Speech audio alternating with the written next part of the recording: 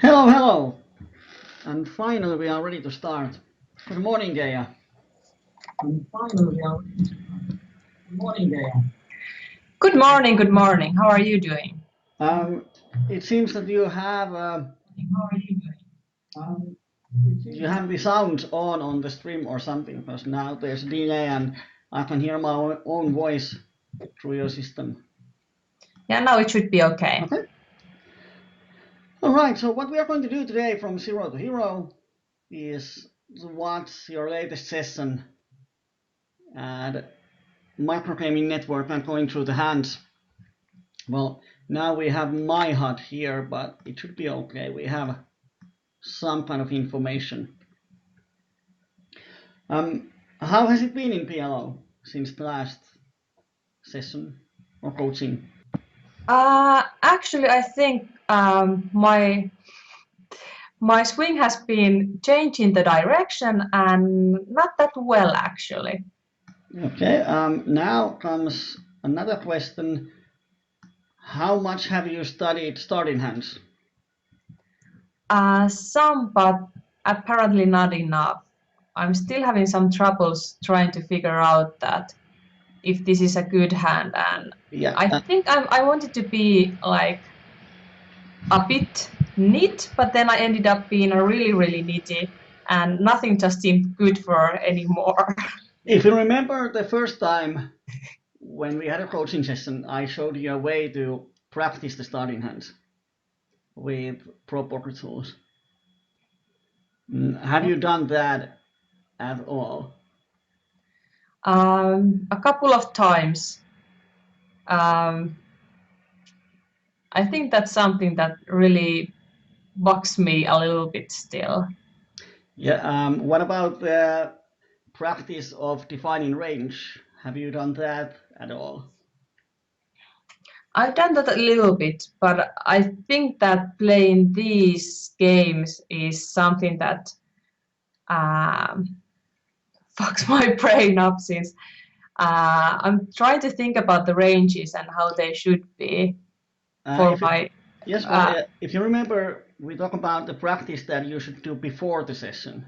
The idea yeah, is that you shouldn't be able at this point to do that range definition while you are playing, because there's so much to learn, to practice, and so on. But you can start practicing it outside the table when that should be the only thing you can focus on. yeah, definitely. Since there is enough things to think about when I'm playing, No. and obviously the ranges I'm thinking the villains should have are not even close to what they are in reality. Yeah, that's what happens when you are playing. That's why I told you to practice it before you start to play. So the thing is that from zero to hero, it's a long way. And the more you do work outside the tables, the shorter the route to being a hero is. And the less you do work outside the tables, the longer it takes to become hero from the zero. So here is the thing that I know it's kind of hard to work outside the tables because it's not fun. But now, if anyone is watching and is at the same point where you are, trying to transition to PLO, want to learn PLO, the bottom line is that you have to work a lot outside the tables. You have to work more outside the tables than in the tables. Because when you open the client and start to play, there's so much things that you have to think about, you have to consider. There's a lot of information that you cannot process. You cannot think what is relevant information, what is not, and your brain is just overloaded while you are playing in the beginning. So that's why you have to work outside the table. So, okay, now I'm focusing on defining range, and there's nothing else to think about. And you have all the time. You can use 15 minutes to define the flop range. But the thing is that if you don't do that, if you just keep on playing, you will not improve a lot.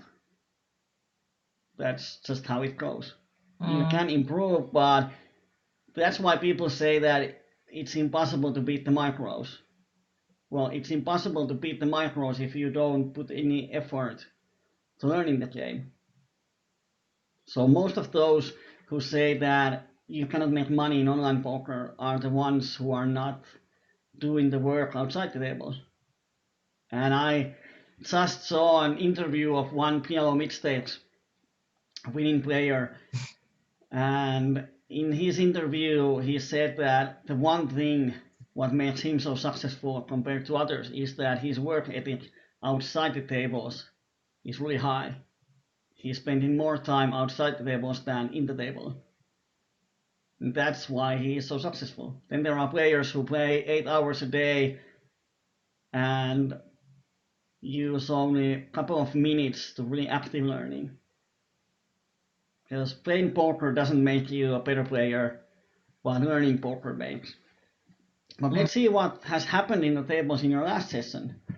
I have your session here on the poker tracker, and let's go forward. When we have a no-brainer fold, I would just skip the hand. But let's see what happens. Now I won't show you what you did. I hope you don't remember what happened in the hand, so now we can start from the fresh table.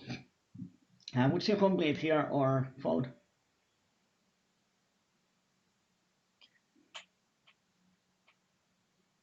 Even though there is not like suitness, I think I would call. Yes, you can call. It's 2 cents in the pot of 14, so it doesn't have to actually hit a lot. But you found it. Do we? Let's see. It's going to be queen 4. Does this button work? No. So we use this one. Woo! Right, and now let's just move these ones away. I think this is a fold. I hope you folded. So we can move forward.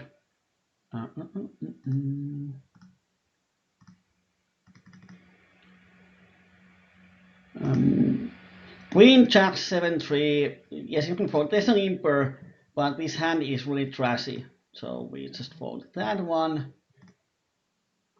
What about Ace King 8-4? There's another imper. This operator seems to be pretty calling station kind of player. Would you open this hand or limp or fold? If something, I could limp. I think the operator is, like playing every single hand almost. He was limping everything. Yes, you can limp, or depending, button is VPIP 100. This is kind of hand that rarely flops anything really good. And it's not good in multi-way pot. I think that in PLO2, I would just pass this hand.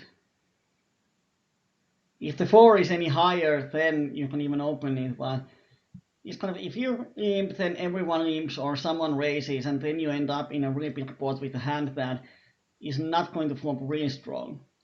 Or if button is kind of player that you think would fold to a raise, then you can raise for isolation. But I would assume that in PLO2, people just want to see the flops. Yeah. And the way to make money in PLO2 is to make sure that when everyone hits the hand, you have the best hand.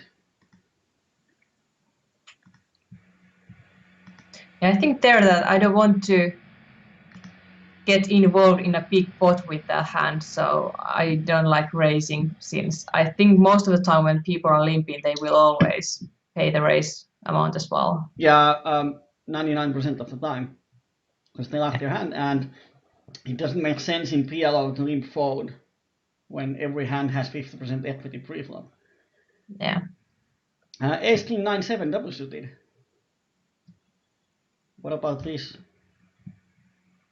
You folded, but would you open 5-handed? I think I would probably open this, but I think I'm valuing this hand. What would you assume is the hand ranking?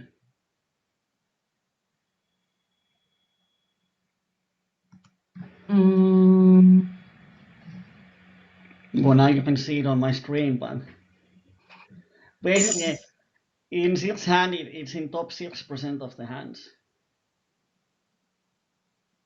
So now if we go back and use starting point of, let's say, 10 or 12% opening range from UTG, this is 5-handed, so let's say you want to open 15% range from this position, then good starting point is to open all the 15% that is defined by the Pro Poker Tools hand rankings. Or if you want to be more precise, you can use the Poker Choose rankings for top 12% or 15%. But here, this is top 6% hand. So definitely in PLO2, you make a ton of money with ace high and king high flushes, because people will stack off with any flush. So I would definitely open this one. I don't know, why did I fold it? Well, I don't know either, but now you can get a free fold. Now you cannot fold, or you can, but that would be too nitty. And Happy to check. bottom pair, yes. Here, definitely fold when someone pots. So another situation now, I would just fold this. And I know people often argue that it's only 1 cent. You can always hit the quad deuces. But the thing is that the problem isn't the 1 cent. The problem is with this hand, whatever you're going to hit, you are often in a problems if you get any action. Like if the flop is Jack 7 deuce and you have the bottom set and someone raises you, then it's kind of spot that it's not that fun anymore. Or 4 high flush or 2 pairs with queen and 4. So I would just fold. Save the half a BB. Because those half a BBs actually stack up. If you waste half a BB in every other orbit or every orbit, then that's quite a big difference in your win rate. Or when you actually hit your hand and end up putting money with the worst hand post flop. So now we have a hand that is another interesting situation. Do you limp or do you raise? I think I could raise here. Okay, now we start the question time. I'm going to ask you a ton of questions. Why raising is better than checking? I mean calling.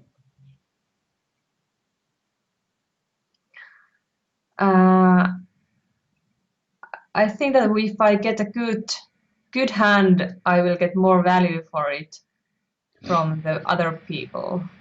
Yes, that's the reason often why we want to open with strong hands, because if we hit,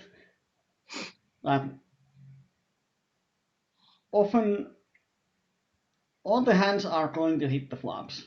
But when you hit stronger than your opponent, you can extract value.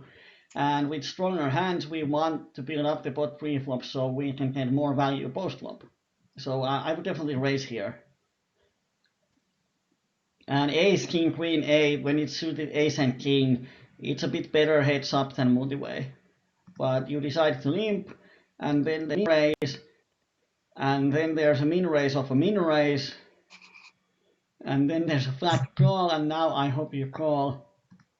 No other options. And we see the flop, and you hit the top pair, top kicker. And everyone checks. Now, what do you do?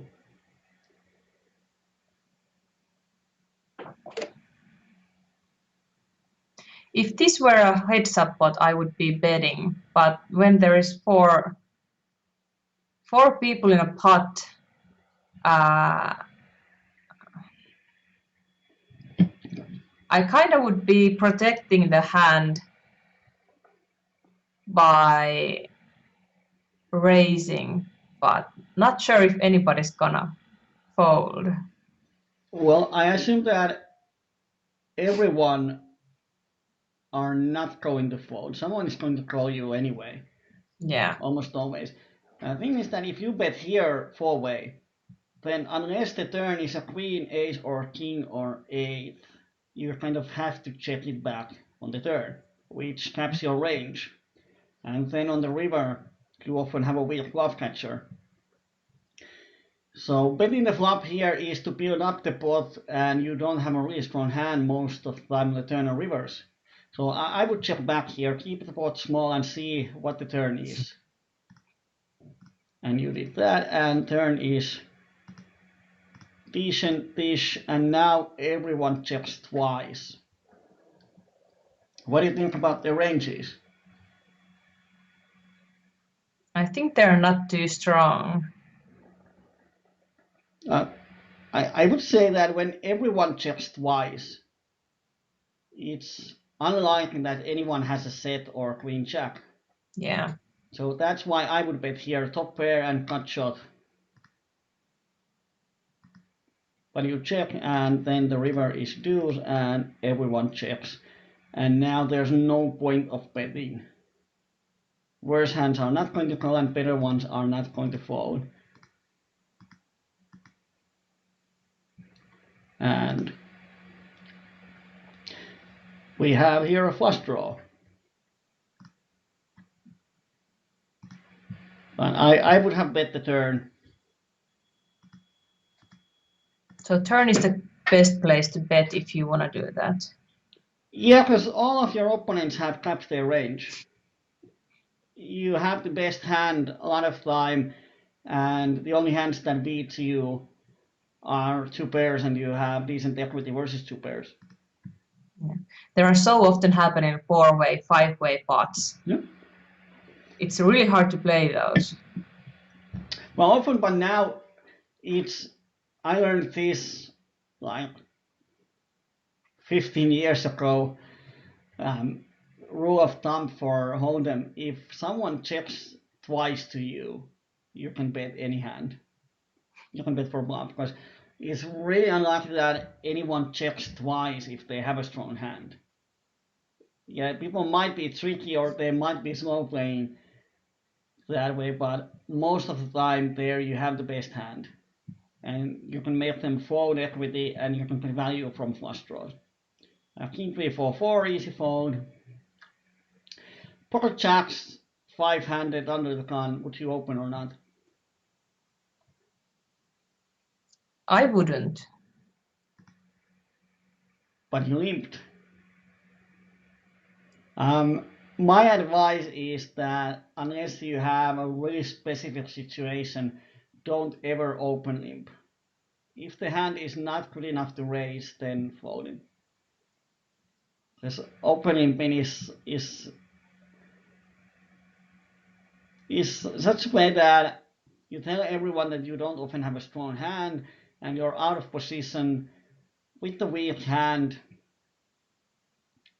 It's like investing 2 cents in the pot of something is basically the same as you would open.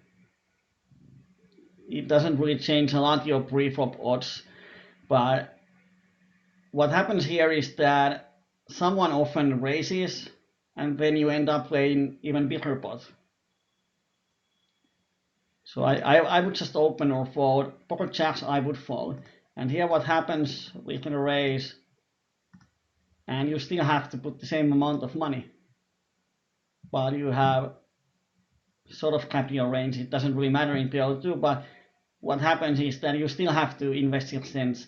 But if you open 6 cents, then some of these might fall. And at least you have the pre-flop. You are the pre-flop aggressor. And now, can you call? Jack high flush draw and backdoors.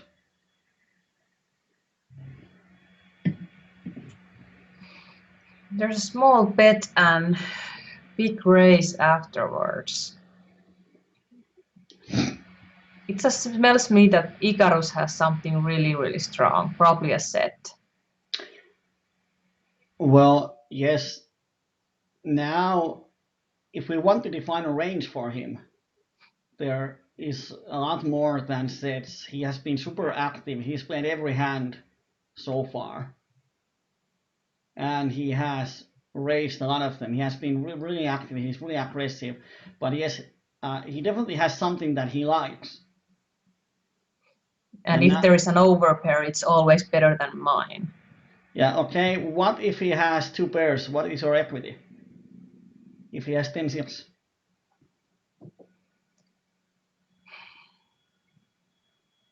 Not quite sure.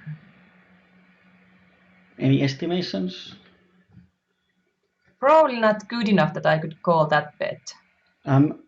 Overpair and flush draw is 50-50 versus two pairs. That's one thing that you can remember. Overpair and flush draw is flipping against two pairs. But you have a three of clubs in your hands, but then on the other hand you have some backdoors, so often against two pairs you're flipping. Against sets you have 10 outs. But most of the time you're flipping. And to stack off here with 50% equity, that would be plus EV, but you never know. He might have kings with flush draw, queens with flush draw, which means that you have two outs and some backdoors. And this Gibbs, who bets 3 cents into 25, he might have a set of tens and trying to be tricky. So I would just fold here. It's one of those situations where it is profitable after a lot of ifs. If whips is weak, if it is aggressive with the hand that you have enough equity, if you have enough equity, then it would be plus EV, but against the ranges, this is just a fold. And that was a fold. Then we are on the small blind facing min raise from the aggressive guy and call. Do you complete or do something else?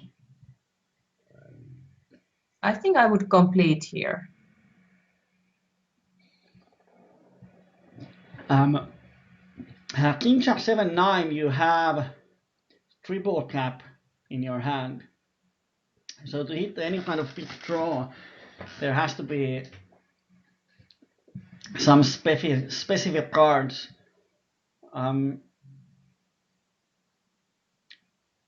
I think that you can even fold here. Of course, the thing is that whips is going to call and you have a four-way pot with aggressive player.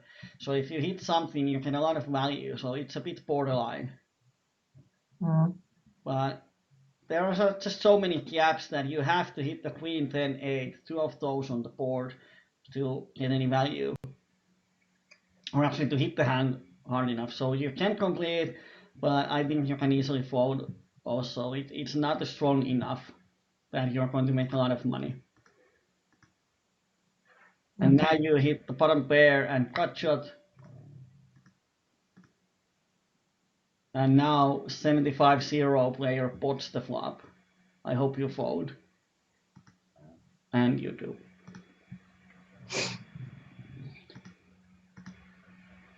King Jack 5-3. As we have now seen 12 hands in the table, what do you think about the table? Is this a good table to play PLO?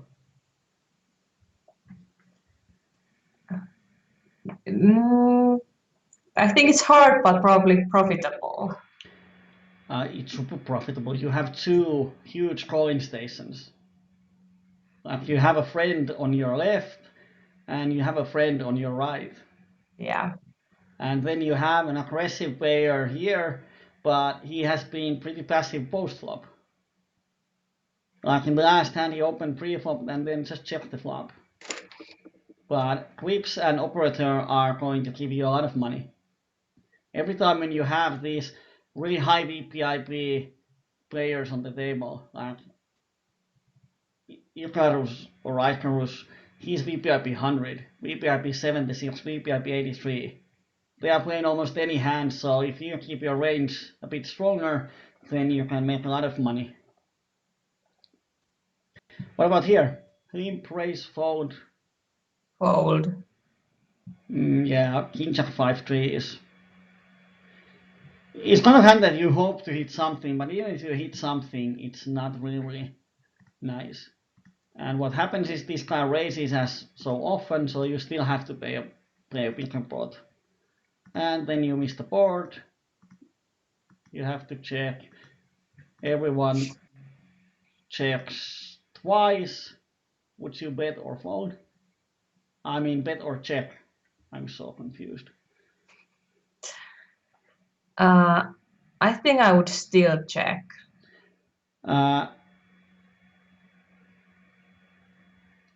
Thing is that I'm quite sure that no one has a queen or full house, which means that then you can bet as a bluff or semi-bluff you have the king high flush draw. But on the other hand, I don't think anyone is going to fold any draw of any kind. And then the problem in PLO2, like these 76 and 0 players, is that they might not fold any river. People might call with ace 8 here on the river. So I think when you actually have a showdown value, if you hit the flush, this is a decent spot to check back.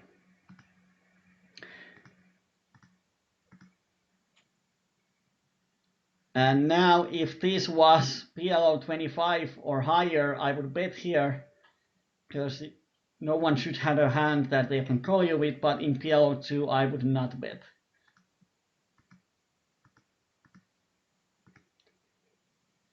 But you almost win the pot.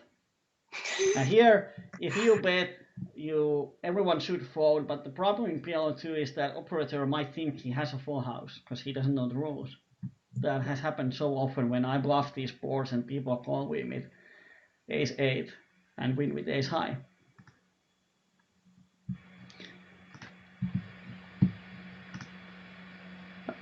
King 7-6 deuce. I hope you fold. Yes. 2. One thing that you can stop is stop limping. So far you have limped a lot more than you have opened. So you really like to limp. And I don't know the reason for why you want to limp, do you? What are you thinking when you decide to limp instead of raising? Probably my fear is there that if I limp and somebody raises, I can call and keep the pot relatively small. But if I raise and somebody re-raises, then the pot is going to be a way bigger. And then I'm not comfortable anymore. Yes, so what happens is that you like to play on your comfort zone. Yes. And you are trying to lose the minimum instead of winning the maximum. So you have a sort of survival mode on the tables. And when you try to survive, you can never win big. Or you can, but you cannot make constant profits. Because the idea is that when we have a good hand, we want to build up the pot. And of course, if you open here, you should open double suited queens. Oh. Well, you should open double suited queens. And if the flop is some ace king 7, then you can just give up. It doesn't matter, but when you open strong hands, they are going to hit the flops often. And when you do hit, you can get a lot more value. If I remember right, last time I explained how opening pre-flop changes the fact how much you are going to win post-flop if you get value for your hand. And the difference is huge. And now you limp a lot, you give up the pots a lot. The thing is that you are minimizing the losses instead of maximizing your profit. Queen 6-9, double suited queens. This is a definite opening material. This is top 5% of the hands. This is like folding queens here in Hold'em. It just feels that like there is a 6 and 9, which are, well, almost close, but not quite. Yeah, but you have double suit. If this was a rainbow, then you can fold. But now you have two flush draws. And with queen high flush, you are going to get a lot of value in PLO2.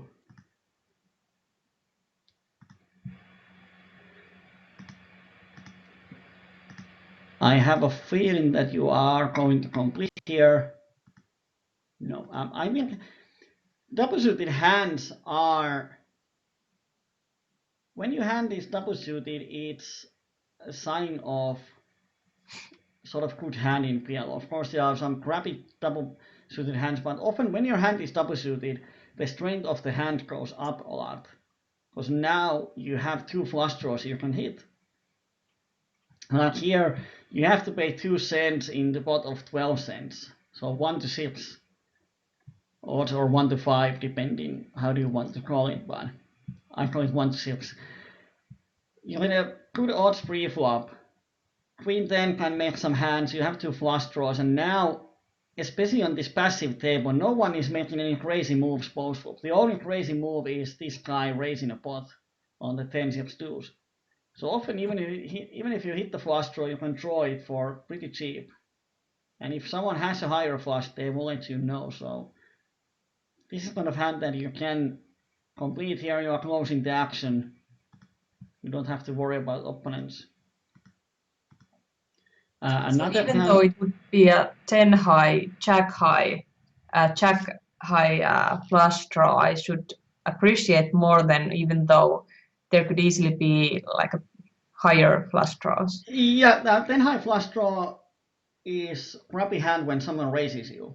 But if you hit your flush in PLO2, you can get value from sets, 2 pairs, you can get value from straights, you can get value from straight draws.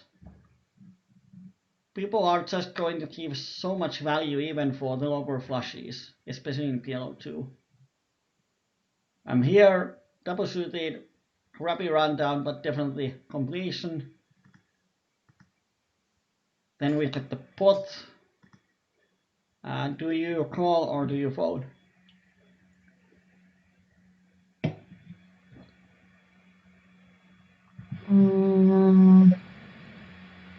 Makes sense. I think I would like to fold, but I think I should call. Yeah, I think you should call, but I assume you might have actually folded. Yes. So it was the other way around. The thing is that you paid 2 cents into the here pre-flop you are investing 2 cents, and often it's going to be 4 or 5 way. So you are investing 2 cents to enter a pot of 8 cents. You're paying 1 to 4 pre-flop, and you are happy to pay 1 to 4 with this hand. Now you have to pay 8 cents, as this one goes, 8 cents in the pot of 40. So now you get even better price than with your limping. You have to pay 1 to 4 point something. So actually at this point, calling pre-flop gives you better odds to the pot than with the limping. So if you were happy to enter the pot with 1 to 4 odds pre-flop, when limping, why aren't you happy to enter the pot here? And the difference is that now when you call, the pot is going to be 40 cents. So you have around SPR 4 to 5. But as the table is so passive, I don't think that is a bit of a problem. We haven't seen much of raising, a lot of potting and so on. So limp folding is, if you ever find yourself limp folding in PLO, then you have 2 problems. One problem is that you are limping, and the other problem is that you are folding. But as you are on the small blind, completion is fine. But then this kind of situation in PLO that you just have to get along. You are going to call, and if you hit the flop, then you have to get it in. And that's often what happens in PLO. You shouldn't be afraid of playing big pots in PLO, because that's what the game is all about. Playing big pots and winning most of them. I think like I had some sets that I did have that I won all the big pots and lost the small ones, and now recently it has been other way around. I've been losing the Well, small ones and the big ones as well, like slowly going yeah, down. especially on the big ones, if they bother you, then you have to analyze them. you can post them to our forums more often. Post it and ask, did I play it well? And if you played it well and you just lost the pot, then there's nothing you can do about it. But you shouldn't stop playing big pots because you are running bad. It's like in sit and goes. If you happen to lose some pre-flop all-ins where you made the right correction, you don't change your ranges because of the results. And in sit and goes it's different because you know that if you shove ace 10 pre-flop and the opponent wakes up with ace jack, then you know that you made the right decision. It doesn't bother you. And now what needs to be done is to have the same confidence for PLO. And when you learn the game more and more and more, and you kind of understand this strategy, why opening some hands and then if you hit well enough you get the money in, why it's profitable in the long run, then you can sort of count on that if you raise and hit certain and put the money in, you know that it's profitable. So you don't have to doubt yourself that did I make a right correction or right decision or correct decision or not. And this is often the problem with people. They post hands into the forums where they made the absolute right play. The most common situation is that they 4-bet aces pre-flop and then the SPR is under 1 and they shove just dry aces and opponent calls with the set, and then they think that, oh, did I make a mistake, I got the money in with 2 outer. While the thing is that in the long run it is profitable. It's like shoving kings pre-flop in hold'em and opponent wakes up with aces. You know that most of the time you are winning a big pot, and some of the time you're going to lose it when you hit the top of your opponent range. But you know it's profitable. You don't doubt yourself. Well, like if you shove kings in hold'em and opponent calls with aces, you don't start to question yourself, and you don't post it to forums. That should I fold it pre-flop or do something else really strange. But if you talk with total beginners, they might say that I shouldn't have played those kings. I knew he had aces, which is just garbage. But you can have the same confidence for your hands in PLO when you just practice it enough. Here is another hand double suited, might limp, folding is fine. The problem with your current game plan, where fold trashy hands and limp everything else, the problem is that you are not making profit at any point. So even if you limp your stronger hands, you are going to play small pots, then it's not enough to beat the blinds and rake. Just as I mentioned that, now you open Queen Jack 5-5. And now the question is why? I got tired of limping. You're tired of limping and you had top 5% of the hand that you folded pre-flop. You had some top 6% hands that you limped. And now you get tired of limping and you decide to open. I have no idea where this is because I always thought this is actually in top 28%. So in a sense, it's a correct open from cutoff. You can still open, but on this table, when you have 2 huge calling stations and 1 aggressive guy, I would give up these kind of hands. But at least finally we have some action, and you hit the top pair. Nice. And as so often before, they check. Now, do you see it? Or are you scared that you didn't hit the quad 5s?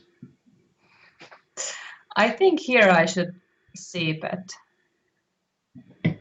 Yes, and the reason is that opponents are going to call you with a ton of worse hands. Any 10, any 3, any straight draw. Of course, they are going to call you with 2 pairs. They might have over pairs. But they folded and you won your first pot. Woo! How about the bet sizing? Is it good? As long as you don't pot it. Yeah, 16 to 25, 21 is just right. Okay. 66 to 75%, 2/3 or 3/4. That's fine. And if someone raises, then you just have to fold. Now you check. And on this board, you actually have a cut shot and 2 backdoor flush draws. But here, just fold.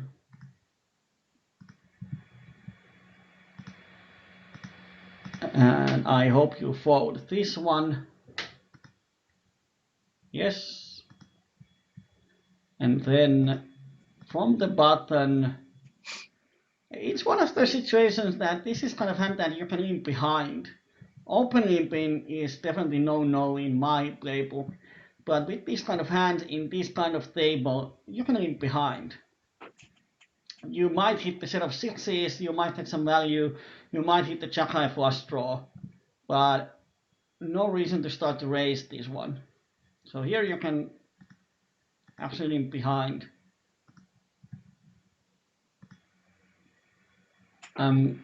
This hand I would open to isolate. Another double suited, king 10 can make hands, 6-5 can make hands.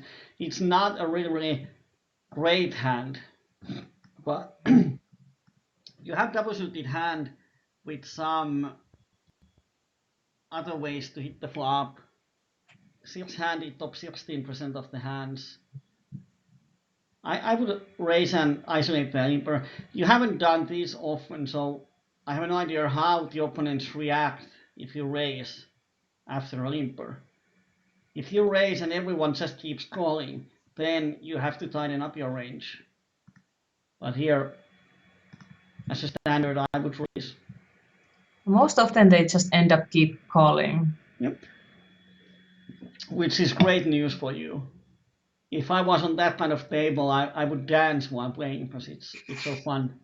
It's just when you have a lot of calling stations and high VPIP players, the game plan is pretty simple. We play like top 20% of our range, all the good hands, and wait until we hit the flop and print money. You cannot bluff often calling stations, so that's the only way. Just value bet, value bet, value bet. Ace, ace, jack, eight double suited. I really hope you open this one. If you limp, I'm going to cry. Ooh, thank you. No need for crying. This is just premium. This is not the best possible hand. Ace, ace, king double suited or ace, ace, jack 10 double suited are the absolute best hands, and this is so close to one of those. This is premium of the premium of the premium. And now, when you have 3 callers, are you happy to see that so many people call you, or are you thinking that, oh crap? I'm kinda happy, just hoping for a perfect flop. Yeah, I agree on the part of I'm kind of happy, but the thing is that most of your value is going to come from set of aces or a nut flush. And the more people you have in the pot, the better it is for you. So when you have double suited aces, it's just you can just think that, yeah, everyone, come on, let's play a big pot. If I hit, I'm going to win the pot. And in this kind of table, if you don't hit the flop, then no reason to put more money. Like on this board, I would just give up. But you don't. So on another table against different opponents, and if the flop wasn't 4-way, then c-betting is fine. You have top pair and over pair. But in this table where everyone just is a really call happy player, they are going to call you here quite often. And the bad news is that if they have any piece of the board, they have a lot of equity. Because now, So you would be just checking on the flop. yeah, I would just check, and if someone starts to put money in the pot, just give up, because ace is a drawing hand. And here, on the turn, ace, jack, or 8 is good for you as long as it's not the spades. So you have 5 outs. Well, a bit more actually. 2 jacks, 1 8, and 1 ace. So, well, it's actually 4 outs. Yep. So there's not much good turn cards for you. And now, one caller, and on the turn, this is a situation that you created yourself. Betting big on situation where you don't have enough folding equity to make it a pure bluff, and when someone calls, 90% of the turns is bad for you. Do you bet or do you check? I think I'm checking. Why?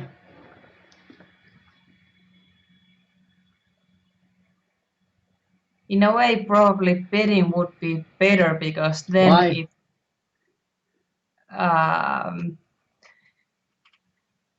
then I know for sure that if I'm in trouble or not, and if So, I just need to stop acting it. Are you saying that you would bet for information? Yes. Information bets. I thought we got rid of those in the 90s. No. The thing is that if you bet here like 50 cents or 55 cents, you don't invest 25 to 30 BBs to get information. I would bet here because of a folding equity. And now the thing is that we have to estimate how often he actually folds, and where do I know?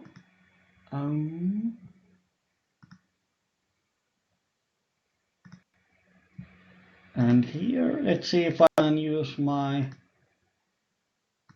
poker choose.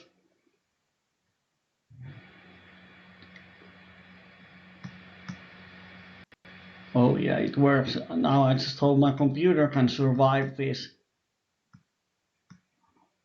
load of information.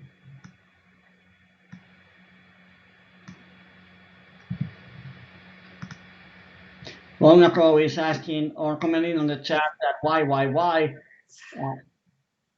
Why is this? Why do we have this white line over here? All right. So yeah, I'm asking a lot of whys. I'm like a 5-year-old. Why? When you give an answer, I'm asking why. But the idea is to force you to think. And as I mentioned a couple of sessions ago, if there's a situation that you don't know the answer, the really important part is that you say so. Like if I ask here why betting is better than checking, and if you don't actually know the answer, then you can say that, well, I don't know. And then we can work through that situation and find the answer for you. But let's go here. What happens is that you open.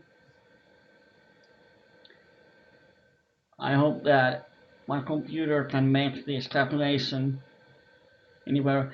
I would say that his VPIP is 90. So let's give him pre-flop range of 90%. That would be pretty accurate, I think. I agree. And now when you bet really big, now he needs to have something. And I would assume that on the flop he raises any sets of 6 or 8s. That's how I would approach. Do you think he would do the same? Well, I think that he's the one who raised for pot earlier, so he knows where the raise button is post flop. If you remember the 10-6 deuce board, he's the player who raised a pot.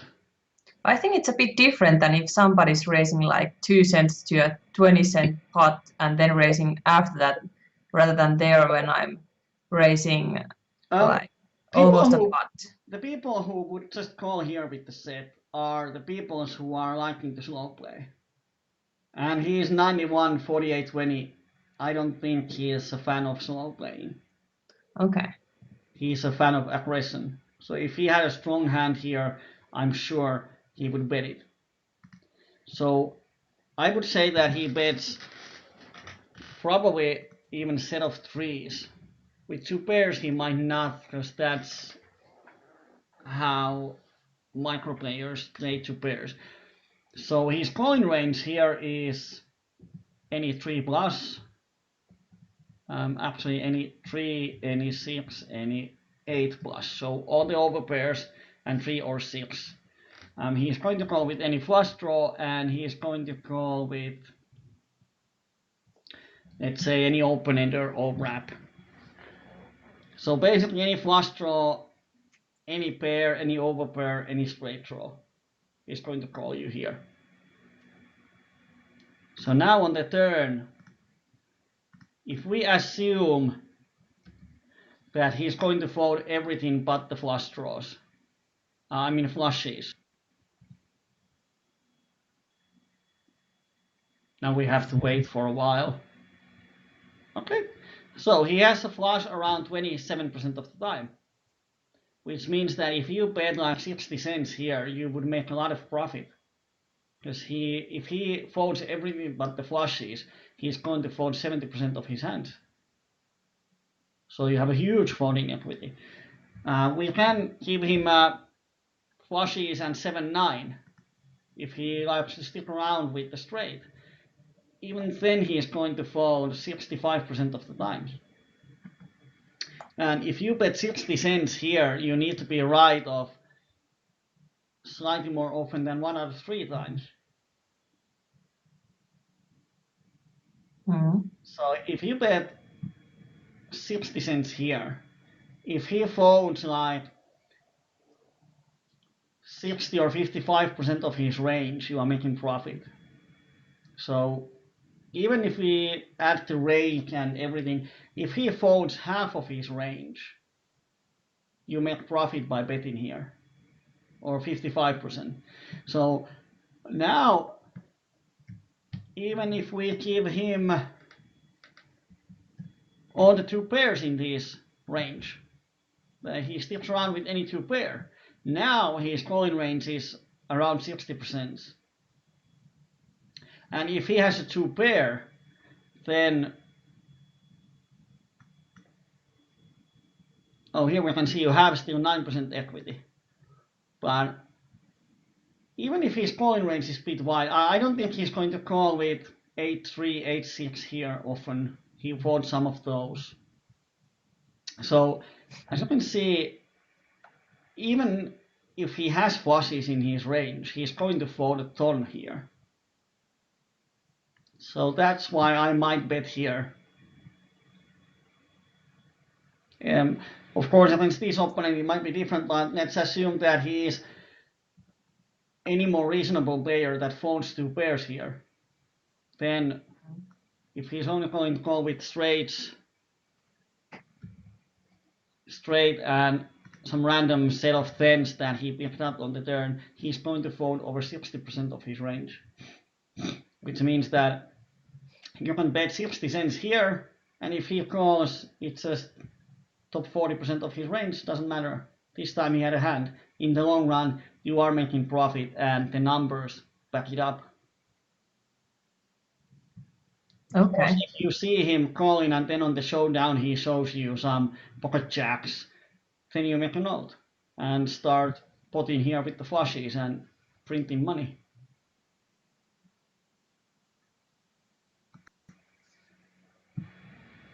So often, I remember when I started to play PLO, every time here when the flush hit, I was scared that my opponent has a flush, and I checked an opponent bet and I folded. and I ended up check folding a ton of these flushing turns. Then I can't remember where I saw the numbers, and I started to barrel these flushing turns myself.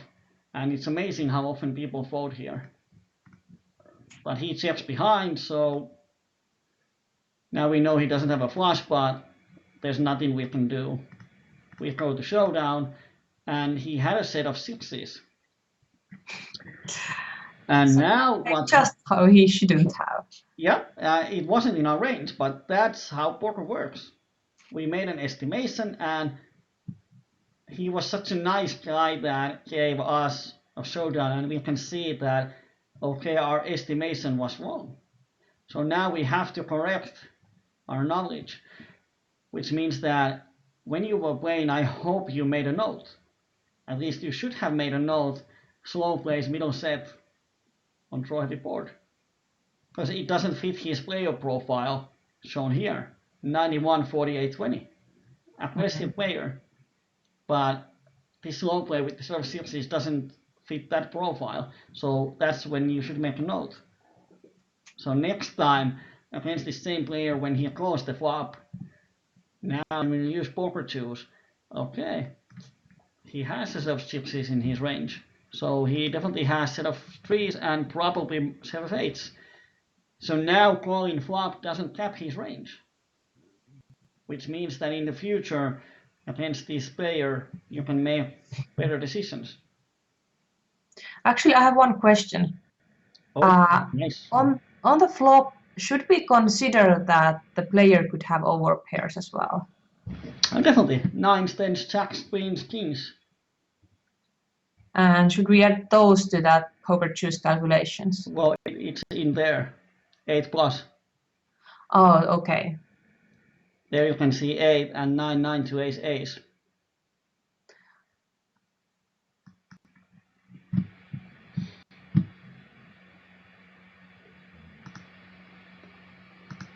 So this is kind of thing that here, when he shows the sixes, now you think, oh, good, I didn't bet the turn or river, which is a wrong way to think. This time he had top of his range. This is actually above his range that we gave him. But even if we add sets to his range, this is the top of his range on the flop. And it doesn't mean that checking turn and river is the best play versus his whole range. This time it was the best decision afterwards. Fold, yes. Oh,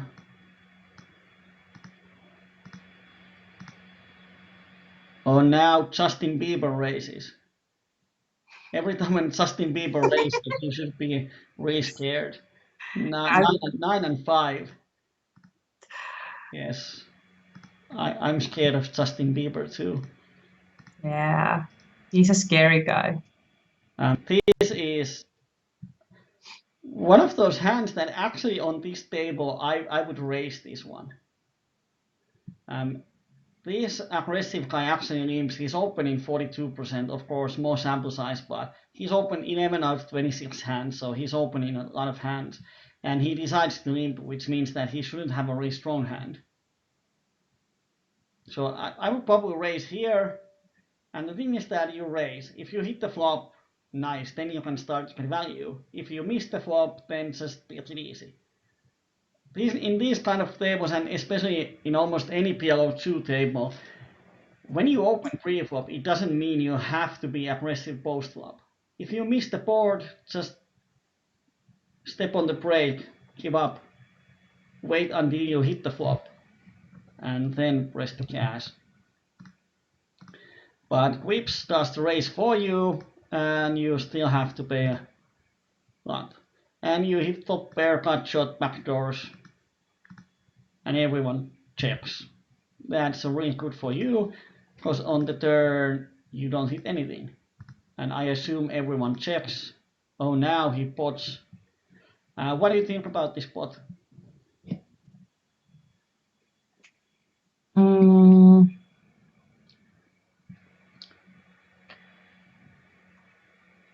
I think he has probably something really strong, probably a straight. I would say that he has a jack 8 99% of the time, and the 1% is 8-6. Yeah. It's when 80 and 2 Kai pots, he has a strongest. Or the bottom of his range is a set that now he overplays, but that is really, really strong. Pocket 6s with 10 high flush draw. One of those hands that so tempting to limp behind in this really passive board, passive table, and see if you hit something. But often the problem is that when you start to limp those marginal hands, then you actually lose a lot of by limping and folding the flops. And it doesn't seem much that, okay, I lost just 1 BB. But if you do that 20 times in 100 hands and have to give up 19 flops, then the win rate goes way down.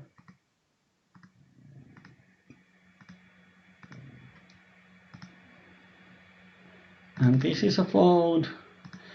Where are all the strong hands? This is a fold.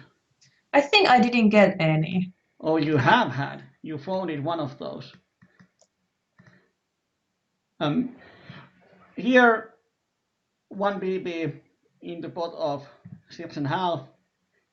I would complete it, and then you hit the top and bottom 2 pairs. I would don't bet here. Oh, it's not the don't, it's I would lead here, because these guys are passive. They haven't bluffed. I haven't seen any bluff from any player. So they are just going to check back, but you have 2 pairs on this board. So most of the time you actually have a best hand. If they raise you, then they have a better hand and they are just crushing you. You can happily fold. But they will call you with any flush draw, any straight draw, some king. So much. In PLO 2, you make money on flop and turns. You don't make a lot of money on the rivers unless it's a setup. But you get most value on the flop and turn, where their calling range is the widest. And we have a mean bet. And turn kind of sucks, and river doesn't make it. Now you have to check turn, you have to check river. And he had a king 4. So yes, this time what I would do here is to bet the flop. This guy folds, this one calls. I would barrel the turn. And you have some folding equity actually even against this hand. So even when he had a king 4, by choosing different line, you would have won the pot some of the time. You think he would have let go of that hand on the turn? Well, he should. I don't know. We haven't seen. If he calls the turn with 2 pairs when the flush completes, then on the showdown you make a note, which means that every time when you have a flush, you can value bet any flush versus this guy with big bet sizing. I don't know, but once you do it once, if he calls 2 pairs when the flush completes, it means that he is going to do it a lot of times. And then you make a note out of that, which means that in the future, you know that his calling range on the turn is 2 pairs. I just had a feeling that he wouldn't let go of it, even though in a sensible world he should. Well, but the thing is that on the turn, you don't know if he has a 2 pairs or not. He might have any random king, which he's going to fold. Exactly. 9944, I would 3-bet here. Calling is the safe option. Why would you 3-bet there? To get value for the set if I hit it. You're going to hit the set 1 out of 4 times. And when we have a hand that we can flop hard enough that we want to stack off, on this passive table, like now the pot is 16, so everyone has SPR over 10. The only way that you can get the money in on the turn is that someone raises you on the flop or turn. And we haven't seen, the only raise was this guy, 14 versus the min bet. That's the only raise post flop that we have seen here in 32 hands. So I would assume that on this table, if anyone raises post flop, it's with the nuts. So even if this is 9-5-3, no one is going to raise you. The only way to put money in the pot is to bet yourself. And now if you bet here flop, you bet turn, you bet river, you cannot stack anyone off. So when you have double paired hand, you're going to hit the set 1 out of 4 times. I would raise there pre-flop, which means that if I hit my set, then I can't get the stacks in. And you have 2 flush draws even with it. Does it matter what size of the pairs are in your hand? On this table, no. Against better opponents, yes. But in this table, even a flop bottom set is stack of material, unless they raise you. But you are happy to bet with the set unless something happens on the board. And now everyone checks. There's a pattern. Everyone calls pre-flop, everyone checks post-flop. And now there's a pot, probably a straight. There's a call. There's another call. Now you have to get away. Wow.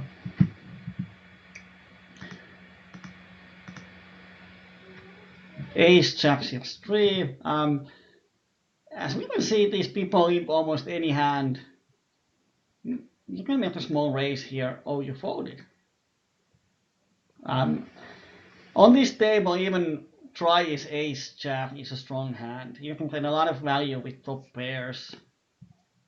If you hit top 2 pairs, you can get a lot of value. This hand is a fold. And this hand is a fold. And this hand should be a fold. And this hand is a complete min raise from the small blind. Harry nuts. I would call you have to pay 2 cents and everyone is going to limp behind. And this is strange. He's waited 108 hands. He has opened 3 hands before this. So that looks like an aces. And you get a great price pre-flop. Completion. These kind of scrappy hands is that you can complete, and then if you hit 2 pairs or better, then you can start to bet for value. And now you folded once again. Can you see that? I don't know how many times you completed and folded, but every time when you do, you are just giving up half a BB or 1 BB or 2 BBs. And they actually pile up. Sort of 100 hands, if there's 20 times when you put money and then fold pre-flop, you are slowly bleeding away. Exactly. This is a fold. And this is a pot. Don't limp. Oh. This is one of those stronger hands. King, queen, 9-9. You have pair for sets. You have king high flush draw. With jack 10, you can make a wrap. Now you have a lot of ways to hit the board. King, queen can make top 2 pairs. This is another strong hand. And if we just look at the hand rankings, this is 6-handed top 13%.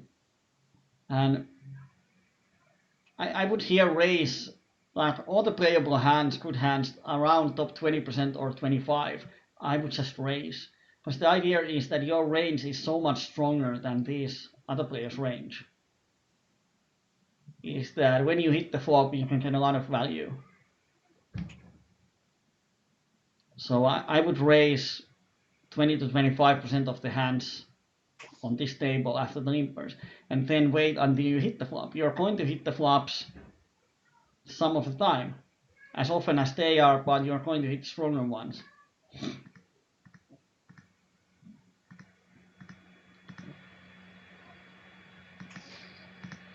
And now with this game plan, like, I don't know, what was your, can we see here, what is your,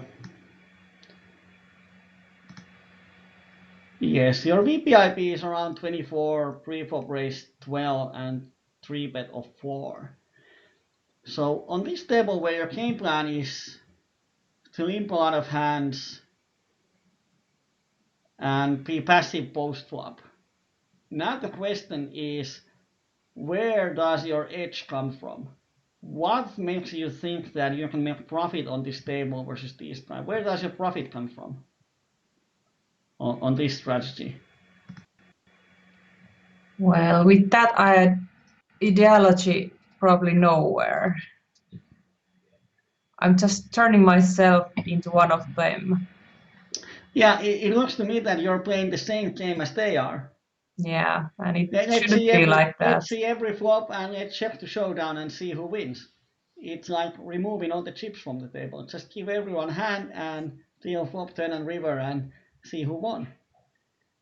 Which is fun, but it's like when you have a same strategy as your opponent, then you don't make any money. Like Andrew Rose said on the forums that he now thinks poker is his strategy versus the opponent's strategy.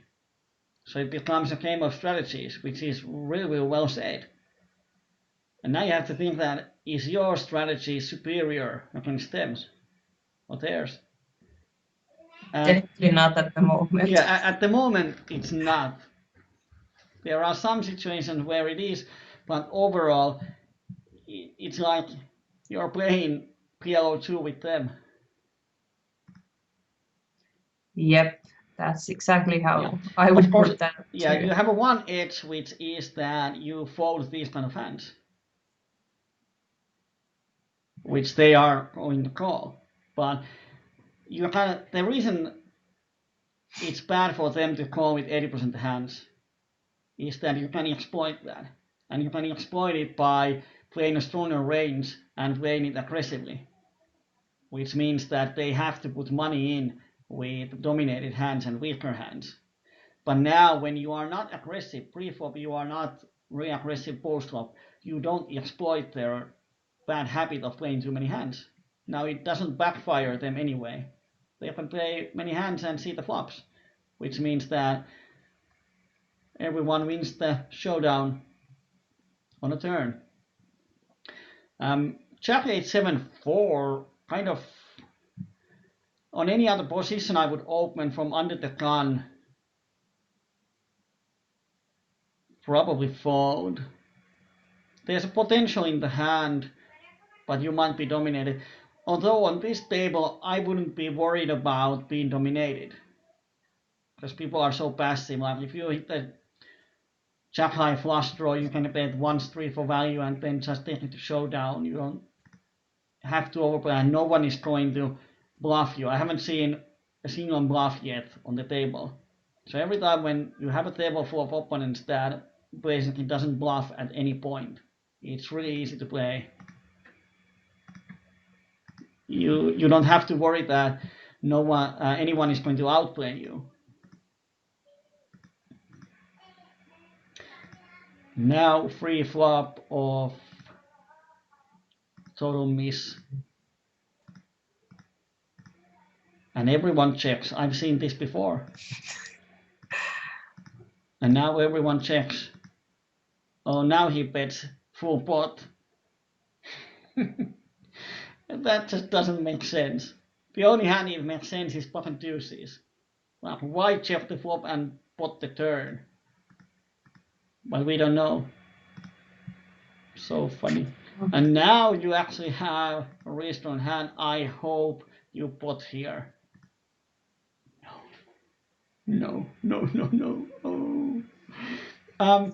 I'm out of position. Does it matter much in that sense? In this table, position doesn't matter at all. Okay. Because to be able to use your position, you have to be able to outplay your opponent. And as no one bluffs, everyone plays their own hand in pretty honest way, then the position doesn't matter.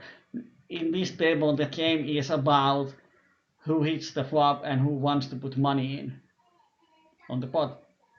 And the thing is that everyone wants to see every flop, everyone is checking everything and wants to throw the showdown most of the time. So to make money here is to build up the pot pre-flop with strong hands and then extract as much value as you can post-flop when you hit your hand. And this is kind of hand that is going to hit a lot of flops. It can hit the flop really strong, definitely open. Now everyone checks. I've seen this before. Now everyone checks. He might pot it. No, he checks. I've seen this before. And now he bets 2 cents. Oh, and you fold. I would have called. You have to be right 1 out of 6 times. I don't know why he bets. It might be a 5 or something. I would have called with 8 here. Why would he bet with 5? Like, it just Why- doesn't why- make any sense to me. Okay, if he has a king or jack, why would he check the turn? And why would he bet 2 cents? Maybe he got just 2 pairs now. Why would he bet 2 cents? Another thing is that you are trying to give him a logical reason for betting 2 cents. There isn't none. But I can't find any logical reason to bet 1 BB here after you have check flop and check turn.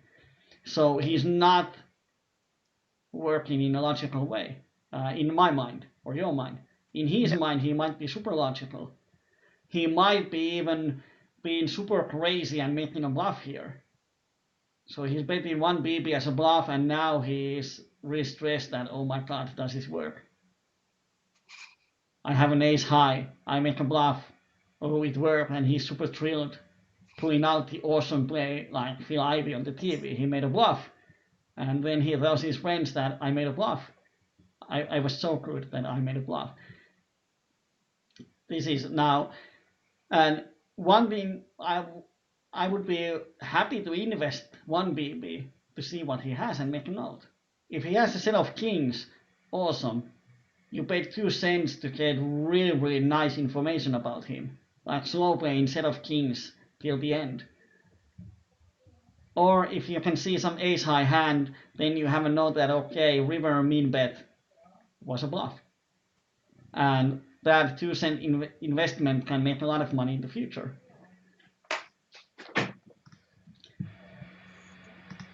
Like Hackeron says on the Twitch, it's pre and post flop warfare.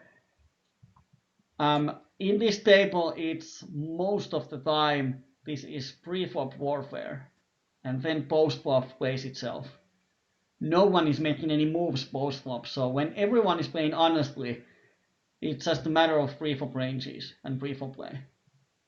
Like, if everyone plays with 100% range, everyone is going to hit the flop as often on average, as hard as average.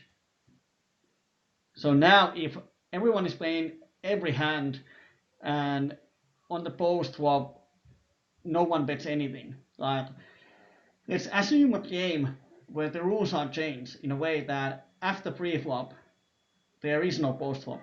We deal 5 community cards and then best hand wins. There's no action possibilities post flop, and everyone decides that, or the rules say that you have to play every hand. So the only action you can do is pre-flop. So now the only way to get an edge over opponents is to raise pre-flop with strong range. And now if we have 6 players where everyone plays every hand and there is no post-flop actions, and let's assume that we have 5 players who never raise pre-flop, and we have Dayah, who pots with 20% range pre-flop. Now it's clear that the only one who's going to make money in the long run is Dayah, because every time when he has a strong hand, he can flip for a bigger pot, and when he have a weaker hand, it's just a normal flip. Yeah. It's like flipping a coin, but 1 out of 5 times the opponent has to put more money into the pot than yourself, which means that you're making profit in the long run. And that's pretty much how this table acts. everyone sees every flop and really passive post flop. I would open.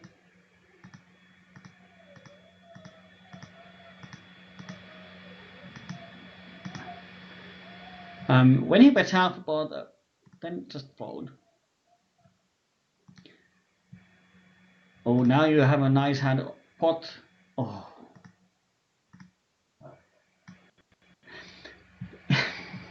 Okay. Let's compare these hands. Queen then 5-5. You're happy to play to see the flop. Then Jack Deuce double suited. You are happy to fold pre-flop. Why? Is this hand a lot better in your eyes than this one? Why the first one? Why this is an imp call pre-flop and this one is just fold? It doesn't make any sense. No, it really doesn't. Because this is double suited. Goes up in hand strength a lot. If we use the hand rankings to give some idea, this tends that you limp call is in top 23%. And then when we go to this double suited, this is in top 10%. So now you decide to limp call 28% range, and now you decide to open for top 10%. So the thing is that as you are a logical poker player, you had a reason to fold this hand. And you had a reason to limp call with this hand. And now afterwards, you said it doesn't make sense. But when you were playing, it made sense to you. And now the important thing is to figure out why is that. Now there's some kind of error in your logic about the starting hands or some kind of reason why you did that. And if you can figure out the reason, then you can correct it. So in this spot, you can think that, oh, I played so bad, I'm so ashamed of myself, and just forget it, but it doesn't improve you. But if you can figure out why you folded this hand, what was the reason, what your brain told you, and then you can correct it. I don't know the reason. I'm not sure if you remember it, but if you can figure out what were you thinking when you folded this hand, then it can improve you a lot. Because every time when we spot an error or a flaw in our decision making, it's a great chance to improve it. That's why mistakes are so valuable in learning. Because every time when you make a mistake, if you can figure out why you made the mistake, then you can figure out how to correct it. But if you find yourself making a mistake and then you just remove that hand from your database and be quiet about it, it doesn't improve you. And then we have a fold. And it's so kind of strange to see these hands because I haven't been in this kind of table in ages. So it's hard to figure out, okay, if everyone limps, do we complete this type of hand? Because it doesn't happen at any higher stakes. And yeah. This is kind of hands that it can hit the flop in many ways. I would call here. Would you?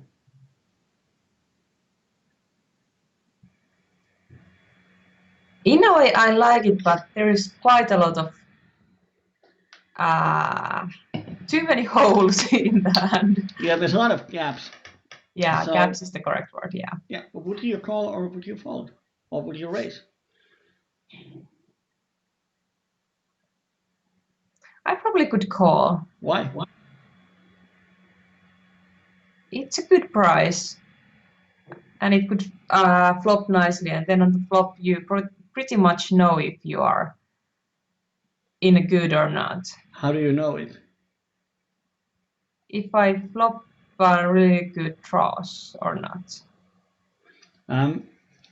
I would call, and the reason is in here. His pre-flop raise is 1. This is the second hand he opens pre-flop. So it would make logical sense if his hand is aces. Of course, then he shows you jack, 3, deuce, deuce, rainbow, and you are wondering what the hell is going on. But in a logical way, that should be like, often he doesn't know about hand strength, but he knows that aces is the best hand. So often these people open only aces or kings. And versus aces, your hand is actually pretty premium. Against wider range, your hand is not premium, but versus aces, you have a pretty nice sort of ace cracking hand. So I would assume that he has aces, and I would call. And then if you hit any 2 pairs, or actually any equity over 50 versus range of aces, just get it in. And then if he shows something else, then we can make notes and adjust. But you fold. Let's see if it goes to showdown. No, he pots. And now this guy opens a call. I would probably fold here. In jack 9, well, actually you can call, because normally if this guy is super aggressive, like he's c-betting any flop, then it's kind of a situation that it puts you in a nasty situations post-flop when your hand or what you hit can be dominated. But he's really passive post-flop. He doesn't c-bet often unless he hits, so in that way you can call. And then on this board you can probably often it goes check, check, check. No, now he pots it, so he has a hand. And now you have a great hand.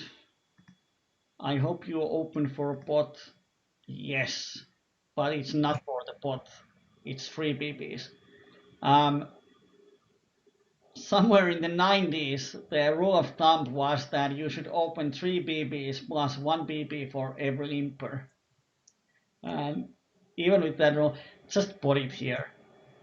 I mean, do you have a reason why 3 BBs is better than 9 BBs? Not really. So then you shouldn't do it. You have a strong hand, just put it. And you can a min 3 bet. Life is interesting. Is 4 bet an option? I don't think so. Yeah, because you cannot get enough. If you had opened for a pot and he 3 bets for a pot, then we might argue about 4 betting. Of course, with queens it would be nice, but here just call and see if you can hit the queen. No, you cannot. But what do you do here? I think I know what you did. But what would you do now? Would you call or would you fold?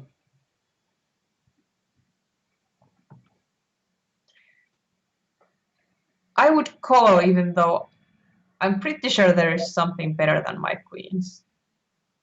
It's only half a pot. Why would you call if you think your opponent has a better hand? Waiting for a miracle. I don't know. If your game plan is to call half a pot and waiting for 2-outer, then you probably realize that it's not really profitable. I don't know if he's like, he might have an overpair, probably better than mine, but if he doesn't have, is he trying to, trick me? Now comes the part where it would be nice to just define his range instead of thinking what he might have. Yeah, he might have overs. He might have quad deuces. Or he might have 10 jack 9 8. We don't know. So that's why we have to make estimations. And what do we know? We know that he is 3-bet. This is the second hand he is 3-bet. And if you paid attention, the previous hand he 3-bet was Queen Jack 10 8, because it went to showdown. So we know that he can 3-bet more than just aces, and it was a mean 3-bet.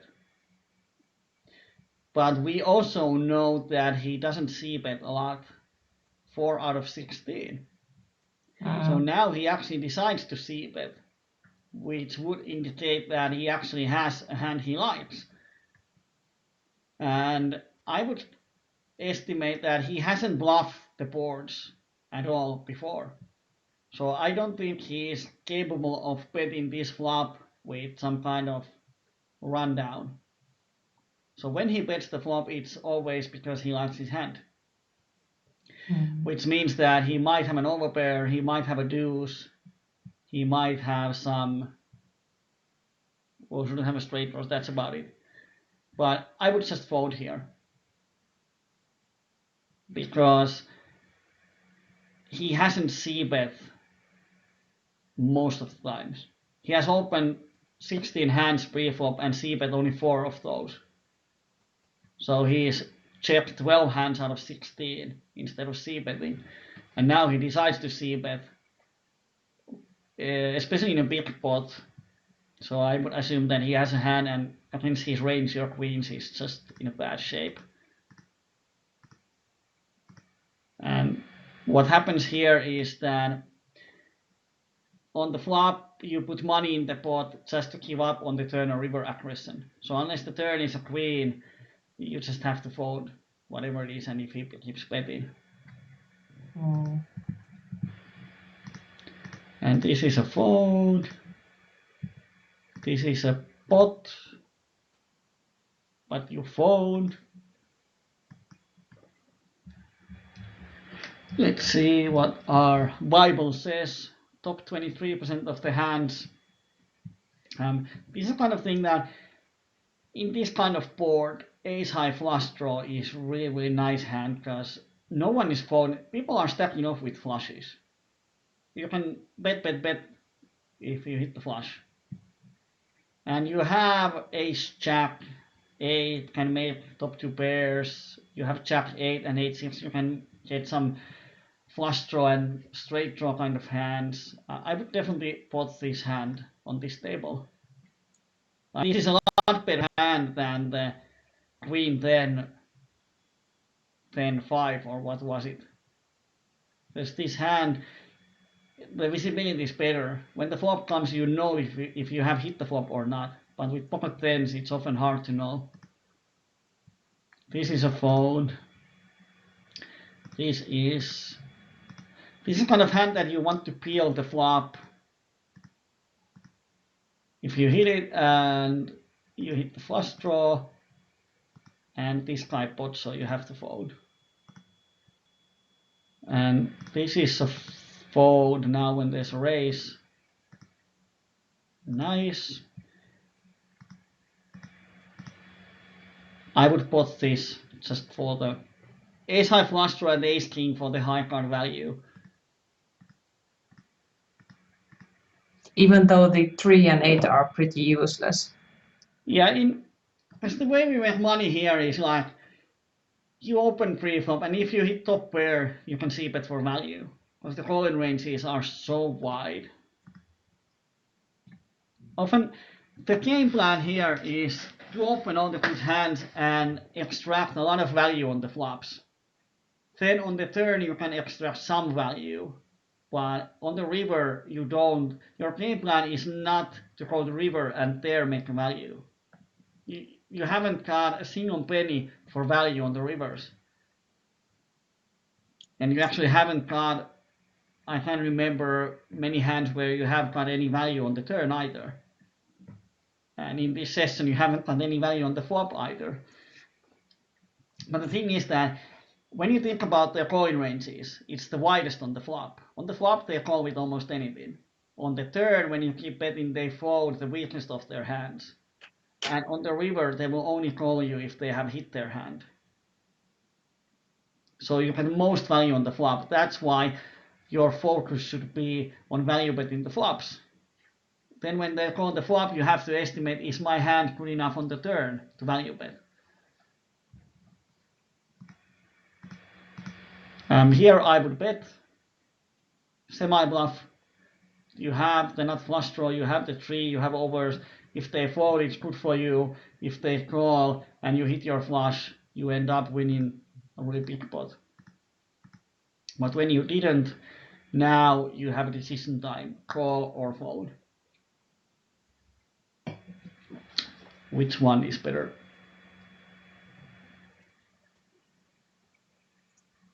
I think at this point I need to fold.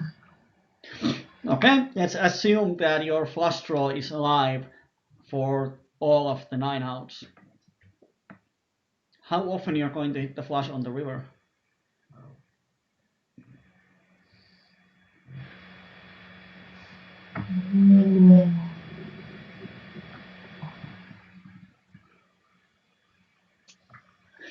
Do you remember, I don't have my papers here, do you remember last time I used the pencil and paper and draw you how to use the time bank? Yeah. Yeah, and I made it to show everyone how important it is to practice all the things at the highest level. Like here, counting your outs, figuring how often you're going to hit the river.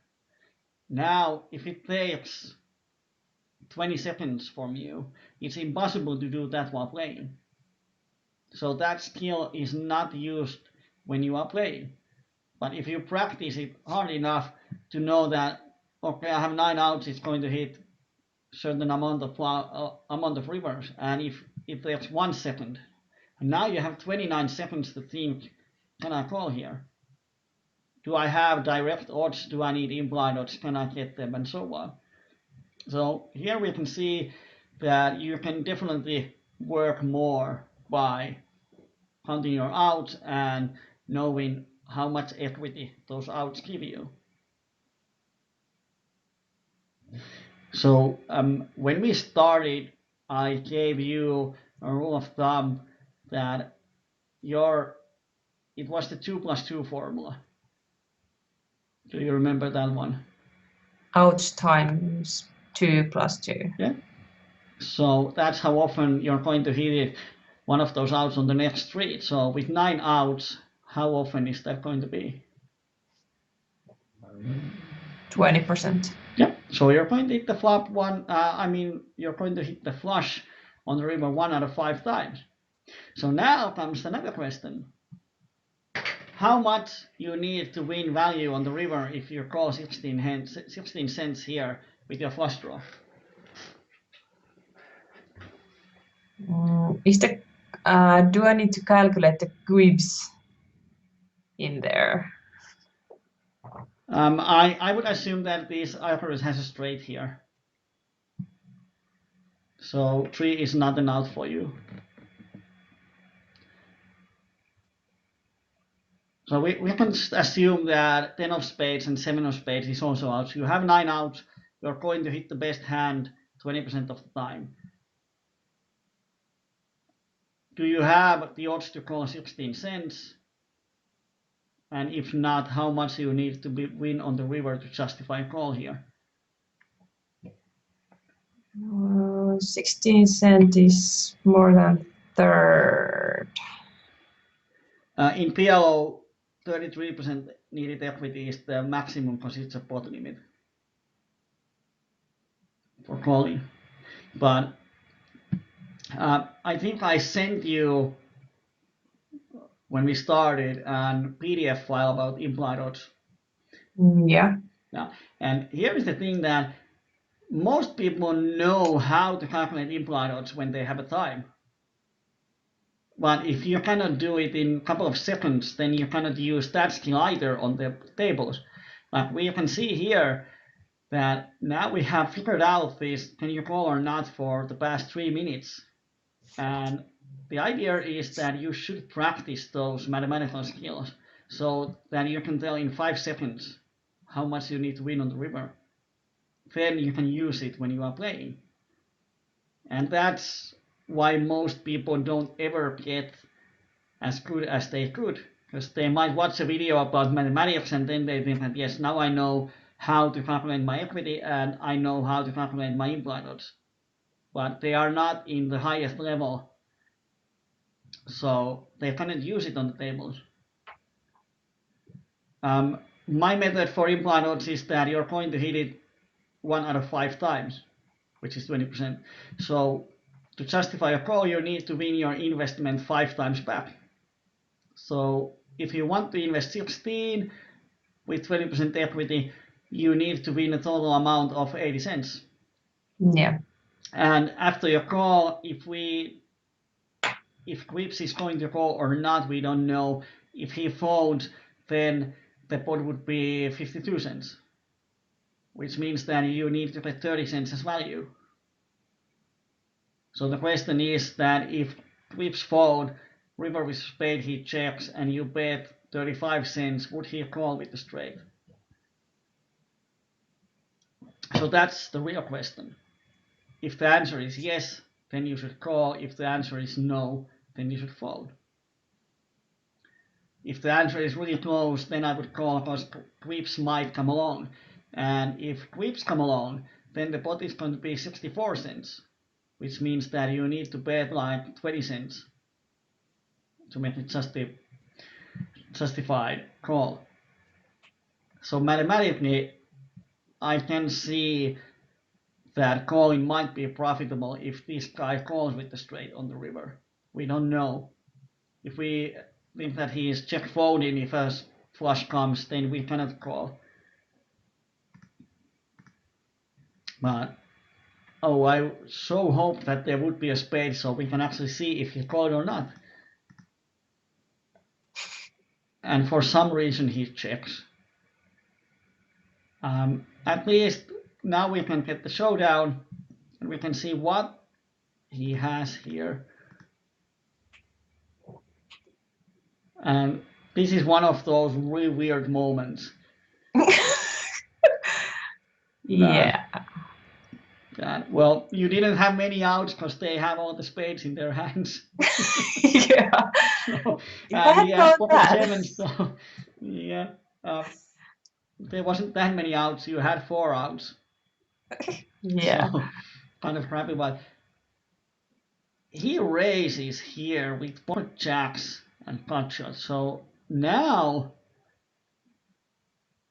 what I'm wondering is that is this a bluff or value? He has the flush draw and over, but why doesn't he bet the flop? So flop went check, check, check. Yeah, and on the turn he raises, which just doesn't make sense. So I would definitely make a note that what he did, I cannot figure out the logic behind his line, but I would make note of the line that he has jacks and flush drawn, then 6-3, slow played flop and raised turn. So can't find a logic, but then you have information that his logic is so different than yours, which means that against this kind of player, when you try to estimate his range, now they are a lot wider. He can slow play the flops, and on the turn he can make really weird. He might think he has the best hand. You can never underestimate, I wouldn't say stupidness of recreationals, but the way they are thinking. Like, I was once a dealer in a live tournament in Tallinn, and there was a big board pretty much at the bubble of the final table. And the board was 10-9 something, and there was some action, bet and raise, and so on. And the turn was a jack, so the board was jack 10-9, and some 4 or something. And one player bet, and the other one shoved all in as an overbet. And the one who lead on the turn snapped called. And the one who shoved all in jumped up and slammed pocket tens on the table and started to dance like, there you go, got you. And he was so sure that he has the best hand. He was super happy to get the money in with the set when the board was jack 10-9 and the other one snap called his overshove. Of course, the other guy didn't even have a straight. He had some ace 10 or something. But it doesn't. I was sure he has a straight when he snap called. Yeah. And the set guy, he didn't even think about him having a straight. He was just thinking that I have a set and now I'm going to snap off that guy. So that's how people look at it. This guy might think that overpair, I have the monsters. Mm. And he was in a pretty bad shape here on the third. So that's often good to remember that these recreationals, their way of thinking and seeing things is so much different than yours. And if you make a note of this line, now you know that, okay, this guy doesn't work with the same brains that I do. So when he does something funny and you think that doesn't make sense, well, it makes sense to him. So the ranges, now the problem is that his ranges are super wide. So you cannot really define ranges for him. Now it becomes only a matter of value betting strong hands. You cannot outplay opponents who doesn't think at all in the same way as you do. Yeah, there has been so many times that I've been thinking that, okay, this just doesn't make any sense at all. I would say in these games, don't think. You have two buttons. You have pot and you have fold. And sometimes check. But just pre-flop like king, jack 7. Strong hand, just pot. Now you almost pot it. 9 would be a pot. So Almost there. just spread the. You don't have to balance anything on these tables. Just make money. Just pot with strong hands, and if you hit the flop, just start potting. People will call you with if they have anything. And once your hand is not strong enough, start checking. If someone raises and you don't have a really strong hand, just fold. And you would be amazed how easy it is to make money here. But once you step on the brake and start to limp and just fold and check and keep the pot small, and I'm afraid I don't hit the flop, that's where you lose the only way to make money here. Like now, not flush draw, double cut shot, pot here. Oh, almost. You have a damn strong hand. Like, if someone raises you, you have equity to call. Yeah, for sure. And if you bet they are going to call you with weaker flush draws, they're going to call you with some straight draws that you are blocking or dominating. And if they call you with some ace, then it doesn't matter. If you hit the third, you can get even more value. So now it's kind of, when we decide to take the passive line on the flop, now we have to just get the passive line, and now you have to check. And do you actually win the pot? No, he has 5-9. Wow, he lost. Of course, it was a mean bet on the turn, but yeah, you just give away that pot. You bet the flop, he folds, he calls on the turn. You can check back. He's going to check the river. You win the pot. There's so much money you kind of missed on this hand. And fold. And double suited. Yeah, I would fold. You can complete. Oh, you can invest 1 cent. You have a king high and you can make some straights. Another king's press button. Well, it's the right button, but it's not the pot button. It's the 3BB button. And now you get the first 4-bet on the table. And I hope you fold. Yes. Because his range is so ace heavy. And you're just crushed. And let's hope it goes to showdown. It does. And I would assume it's a set versus aces. It should be. But it's not. It's top pair and flush draw versus queen jack 10 8. What? No, it was a 3-bet, yeah. Uh,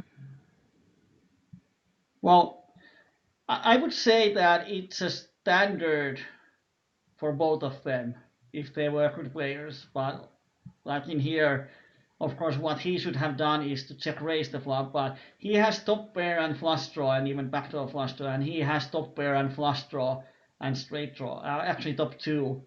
So yeah, it was 3-bet free flop. That so means that it was the first raise of over 10 cents on the table. So it contributes. It was just a 3-bet that he made pre-flop, but on the flop it's just a standard step for both of them.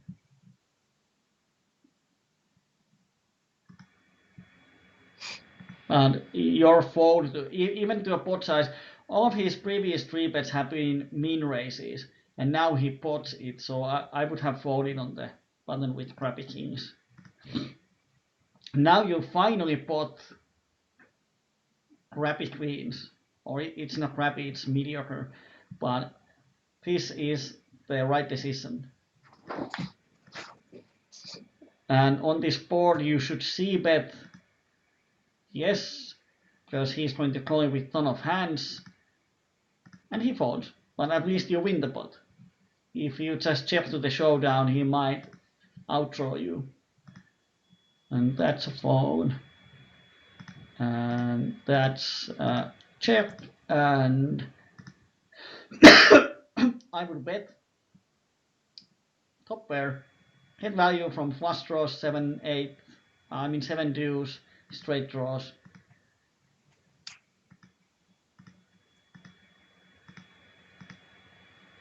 And here just go to showdown.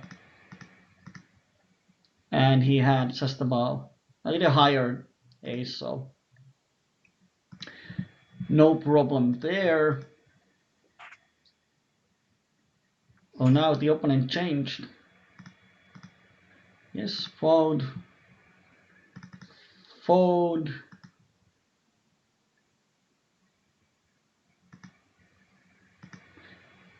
Yeah, I think raising is fine, because now it's four-handed and you are in kind of a Justin Bieber.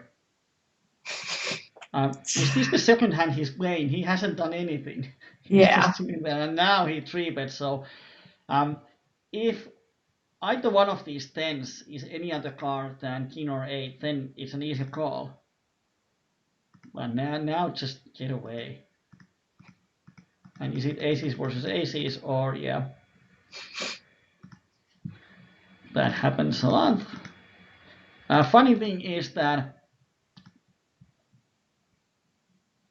if this 10 of hearts is 2 of hearts, and for some reason you decide to open it, or let's say it's a 9 of spades, and you open this hand, and there's a 3-bet and code 4-bet, what would you do here? If your hand is king 10 9 8. I think you are trying to say that they are good cards for cracking the nuts. Cracking aces there. If there is 2 pairs of aces against each other, and then I have a super good wrap. Well, you don't have a wrap until you hit the board. Yeah, but it's a rundown, but I'm going to show you here. Let's give both of them aces, and you had this king 10 9 8 with 10 high flush draw.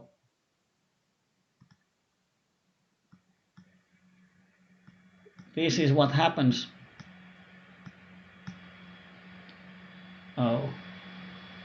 My computer They have 30% pre-flop equity each, and you have 40%, which means that you have the highest pre-flop equity of them all. Which means that you get the money in with pretty much the best hand. It's not the best hand in hand strength, but it's the best hand in equities. Which means that this is the really funny thing about PLO, that both of them get the money in with aces, but you're the one who's making money. They are not. It's minus EV for both of them in overall. Of course, once he 3-bets, he cannot fold anymore, and he is called 4-bet in absolutely right play. But the one who's making most money is you. And even if your hand is some super crappy, let's say it's King of Clubs, Jack of Hearts, 7 of Diamonds, and 3 of Hearts. Now you're flipping. Or you have a really small equity edge.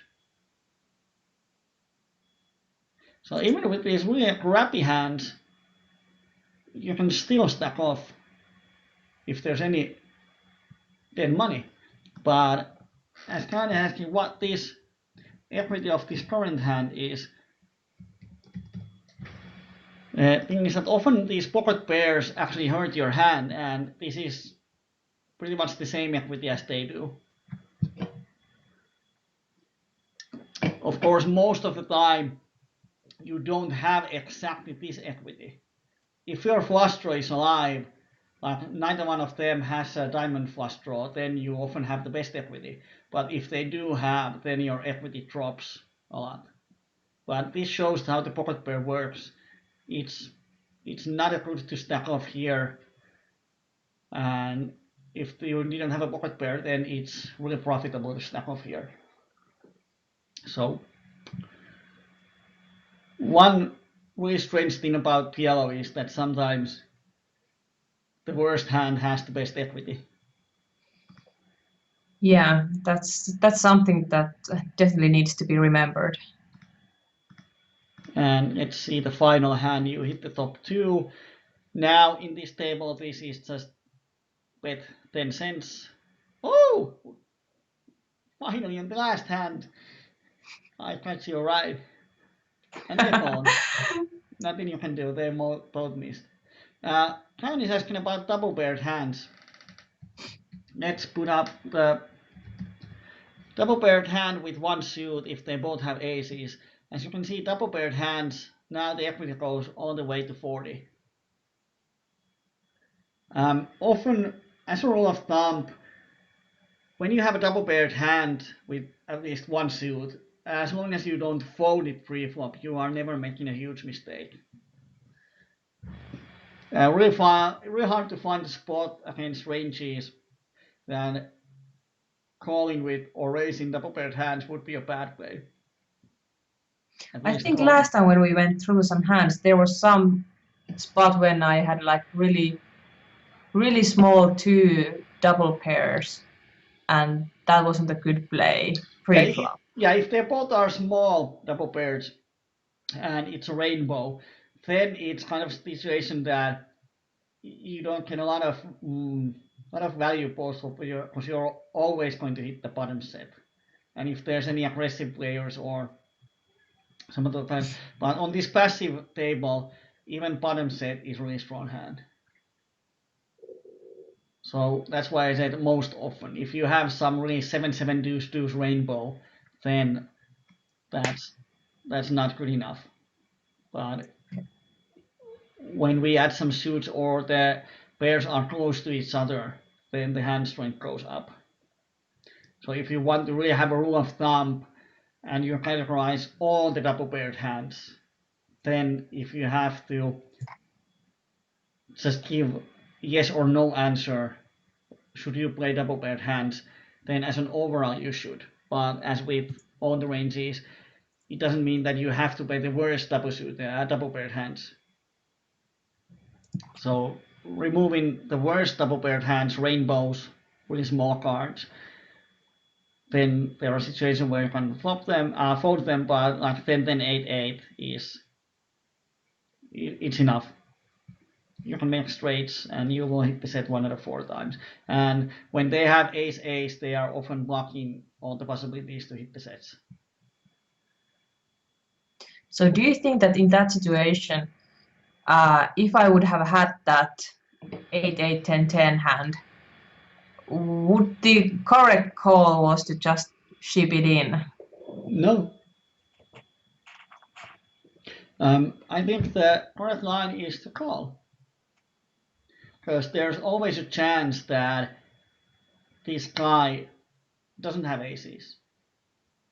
Which means that if the flop is ace 5-5, then you can fold. Because this guy has aces always, for sure. Yeah.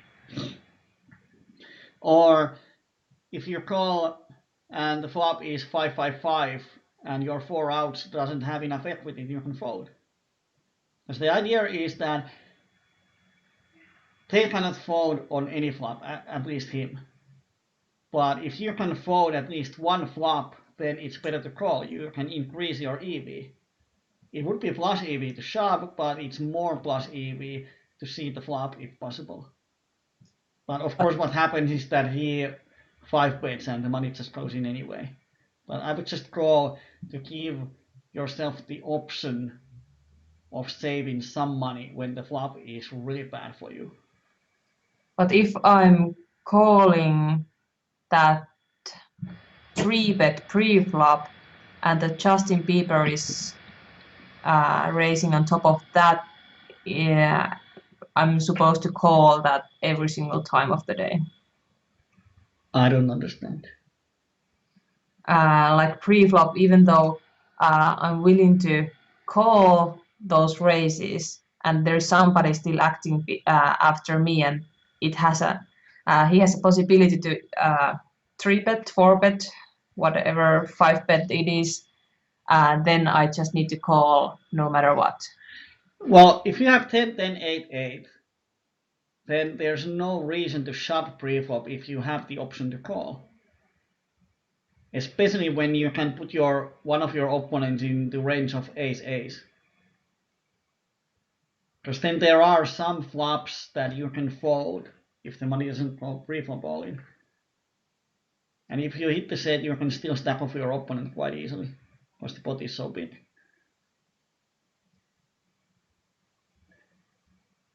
It's like, if you are sure that your opponent has a set on the flop, and you have a draw, then there's no reason to shove pre-flop. If the pot is big, you can call, and if the turn pairs, then you can fold, because you have 0 equity versus his range.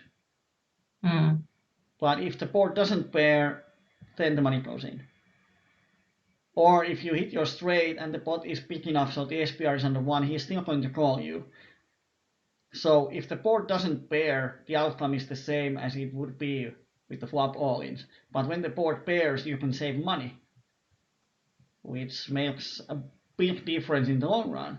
But I see it every time when I'm playing, there's regulars who just shove their draws without thinking the possibility of just calling and seeing the turn, if there's a situation where you should fold your hand. Of course, then there are situations that the opponent range is wider and we cannot fold any turns. Then it's the same to shove pre-flop. But if there are turns that we can make good folds, then it's often better to just call. So there was a couple of hands, and I would say that the first thing you need to do is to stop limping. Yeah. And you can practice, play one session where you don't limp anything. You either pot pre-flop or you fold. You have 2 options and you have to pick one. Then what happens is that you have to think, is my hand strong enough to pot here? And the other thing is that you will enter some bigger pots post-flop. And you have to put yourself into those situations, because now it seems that you are afraid of entering bigger pots with mediocre hands. You are happy to open on the premium hands, but all of those from 5 to 20% hands, you are afraid to enter the pot or enter the flop with upper pot. So put yourself into those situations and see what you think there, how do you react, and so on. And then we can see if there are any problems on those situations where there's nearly one pre-flop aggressor. But I would say that with this strategy you had here, then you are not making money. The rate is so high that it's going to kill all the small profits you might have. Yeah. So try to play a session or two without the limping option. You have only option is to pot pre-flop or fold. No 3BB raises, no min raises, just pot or fold. Pot or fold? Yeah, play pot or fold poker. Like every single time, no 2/3 of pots. No, if someone opens, then you can call, of course. But if no one has opened, if someone limps, then you have to pot or fold. But if someone raises pre-flop, then you can call, of course. Otherwise, it would be pretty hard. Yes, you can play pot or fold even then, and I'm pretty sure it actually works in PLO too. But if no one has raised pre-flop, then you have to pot or fold and play a session and see how it feels, what happens. Okay, I can give it a try. Yeah, it's still PLO 2, so you are probably not going broke by trying that. So just challenge yourself. Step out of your comfort zone. It's gonna be hard. Yeah, but you have to do it. Yeah. Because this doesn't lead to anything. You are learning bad habits now, so stop it as soon as possible. Yeah. Probably my stats are gonna look like really nitty afterwards. Well, the thing is that you send me 600 hands, and the overall stats is 24, 12, 4. PPIP 24, pre-flop plays 12, 3-bet 4. And with those stats, you should be making money pre-flop. But the thing is that in this session, those stats were nowhere near how you played. I don't know why. Let me see if I can. Oh, I have to leave in soon. Let me see, what was your PPIP? Helen is jinxing my next set. Thanks a lot. Let me see that on this session, what were your stats? What is latest session? Well, now on this session, your stats was 40 and 14. So VPIP 40 is quite a lot. And pre-flop raise 14. I don't know if you raised more on the end, but those stats, like here is the stats. This top line is your latest session, 40 and 14. So the first one was 13 and 4. The middle one was 21, 13. This is pretty much the best line. And now you're coming to VPIP 40, which is a lot of limping. I think there was a lot of not full tables included in the latest session. Well, this was the latest session. That 40 VPIP. Yeah. And I can't believe because you limped so much. Okay, but the thing is that you know what to do. I have given you a lot of things to practice, and now it's just a matter of fact if you do them or not. I have given you a way to practice starting hands.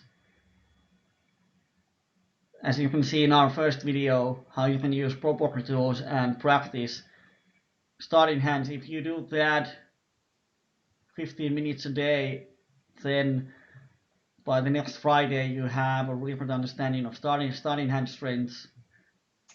I have given you ways to practice range definition, which is going to help you a bit later.